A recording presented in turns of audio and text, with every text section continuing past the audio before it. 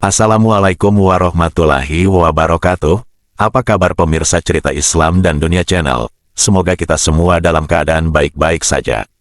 Amin ya rabbal alamin. Pada episode kali ini kami ceritakan tentang orang Sunda pertama yang masuk Islam dan naik haji. Seperti apa ceritanya? Simak videonya. Alkisah.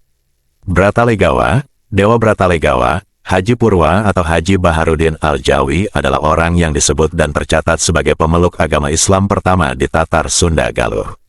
Beliau adalah seorang anak raja dari kerajaan Galuh, bernama Raja Bunisora.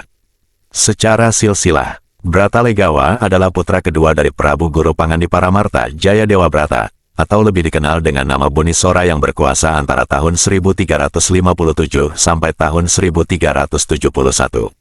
Bratalegawa merupakan sepupu dari Dyah Pitaloka Citra Resmi, putri Raja Galuh yaitu Prabu Maharaja Linggabuana, yang berkuasa dari tahun 1350 sampai 1357.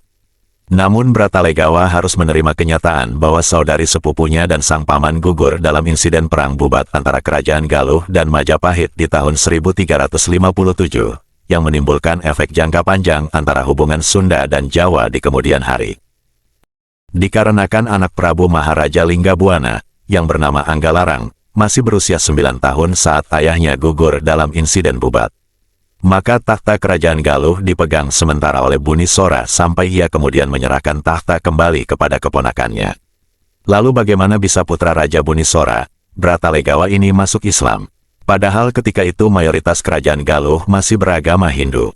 Berdasarkan beberapa sumber meskipun Bratalegawa adalah seorang anak raja, tetapi ia lebih suka menjadi saudagar ketimbang tinggal di keraton untuk mewarisi kekuasaan ayahnya.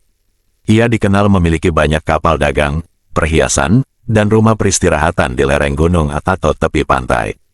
Ia biasa pergi berlayar ke Pulau Sumatera, Malaka, China, Champa, India, Sri Lanka, Persia, hingga ke Semenanjung Arab.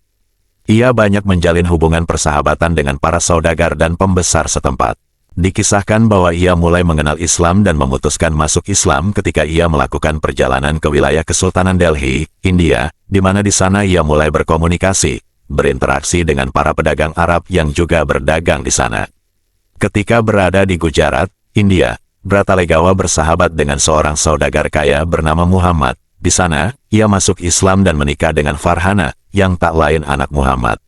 Setelah itu, Bratalegawa kembali berlayar, berdagang ditemani istrinya menuju Arab. Selain berniaga, Bratalegawa sempat menunaikan ibadah haji dan belajar agama Islam. Selama berada di kota suci Mekah, Bratalegawa mengubah namanya menjadi Haji Baharudin Al-Jawi. Maka mulai saat itu Bratalegawa atau Haji Baharudin Al-Jawi adalah orang dari Galuh yang pertama kali naik haji. Oleh karenanya ia selanjutnya dikenal dengan julukan Haji Purwa, yang mana Purwa dalam bahasa Sunda berarti awal mula atau terdahulu. Setelah cukup menimba ilmunya, ia pulang ke tanah kelahirannya di Kawali, ibu kota kerajaan Galuh, ditemani Farhana dan anaknya, Ahmad di tahun 1337. Kedatangan mereka saat itu sangat disambut gembira sanak saudara dan kerabat kerajaan yang masih menganut agama Hindu dan Sunda wiwitan. Sebagai seorang Muslim di Galuh, Haji Purwa kemudian mencoba untuk menyebarkan ajaran Islam di kalangan istana. Ia mencoba untuk mengislamkan kedua saudara kandungnya, Giri Dewanti dan Ratu Banawati. Namun sayang ajakannya tersebut ditolak oleh kedua saudara kandungnya itu, dikarenakan pengaruh Hindu yang masih sangat kuat di lingkungan kerajaan Galuh. Setelah itu dikisahkan Bratalegawa memutuskan untuk keluar dari Kawali dan menetap di Caruban Girang, sekarang Kabupaten Cirebon, yang masih bagian dari wilayah Galuh, di mana kemudian penyebaran Islam yang dilakukan olehnya di sana cukup berhasil.